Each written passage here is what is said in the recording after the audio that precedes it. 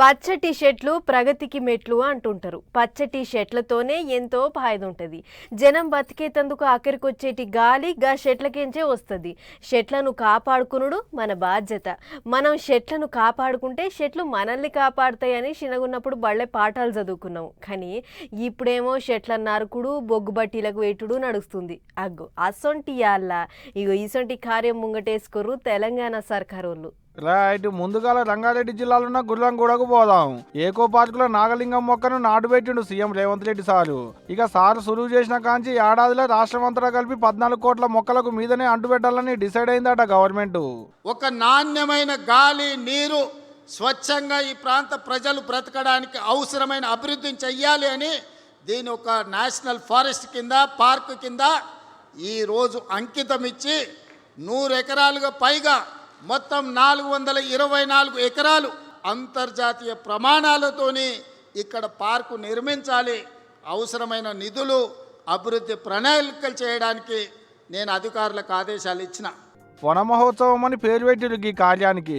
ముందు మనం చేయాలి, అటంక నలుగురితో చేపియాలనుకున్నట్టున్నాడు కావచ్చు సీఎం సారు. అందుకనే ముందుగాల ముఖ్యమంత్రి ముఖ్యమైన మంత్రులందరూ కలిసి పొయ్యిలు మొక్కలు నాటుపెట్టిలు అన్నట్టు. అంతేకాదు 35.5 కోట్ల రూపాయలతో అభివృద్ధి పనులను సాల్వ్ చేసిండు కూడా సీఎం సారు. ఈ ప్రాంత రుణం తీర్చుకునే అవకాశం వచ్చింది. ఇక్కడ ఏమేమి కావాలనో ప్రణాళికలు సిద్ధం చేసుకోండి. అనుమతులు ఇచ్చుడే కాదు, నిధులు ఇచ్చే బాధ్యత నాది. ఆనాడు ఎంపీగా ఆశించిన అభివృద్ధి నేను చేయలేకపోయినా ఈనాడు తెలంగాణ రాష్ట్ర ముఖ్యమంత్రిగా ఉన్నా. అందుకే ఏది కావాలన్నా చేసే మీ సోదరుడు ఈరోజు అతిపెద్ద కుర్చీలో ఉన్నాడు. ప్రణాళికలు సిద్ధం చేసుకోండి. అభివృద్ధికి అనుమతులకు నేను సిద్ధంగా ఉన్నానని మీ అందరికీ తెలియజేస్తూ, చెట్లు నాటుడే కాదు మళ్ళీ వచ్చేటి వరకు తెలంగాణను పచ్చని చెట్లతో నింపుతాం, చెట్లు నాటుడు కార్యం యజ్ఞవోతిగానే నడుస్తుంది అనుకొచ్చిండు సారు. వనమే మనం, మనమే వనమని ఇవాళ ఒక గొప్ప నగరాన్ని తయారు చేయడానికి ప్రయత్నం చేస్తుంటే ఎన్జిటీలో పోయి కేసులు వేస్తారు, హైకోర్టులో పోయి కేసులు వేస్తారు, సుప్రీంకోర్టులో పోయి కేసులు వేస్తారు. ఎక్కడికక్కడ సమావేశాలు పెట్టి ఊకదంపుడు ఉపన్యాసాలు ఇస్తుండు.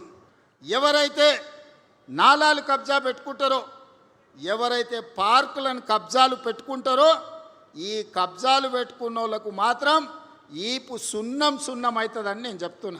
అది ముచ్చట ఇన్నది కదా.